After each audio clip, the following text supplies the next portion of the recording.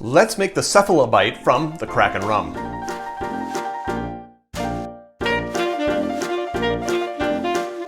To make this drink, we are going to start with our hard apple cider. The recipe calls for 10 ounces, which is 300 milliliters. And they want you to pour it into a pint glass. And note, I did not measure, I'm just estimating. In fact, I'm going to use all of this. Next, the rum. 1 ounce of their black spice, the Kraken's black spiced rum. 1 ounce is 30 milliliters. Now, there's a couple of options for adding the rum to the drink. I'm going to float, and I'm going to spill first. Not the best float, but you can see it there first. You can see it there. The other way is you can do it like a depth charge, where you put it in a shot glass and drop into the drink. I'm beyond my college days, so I'm not going to do it that way. My best float right there.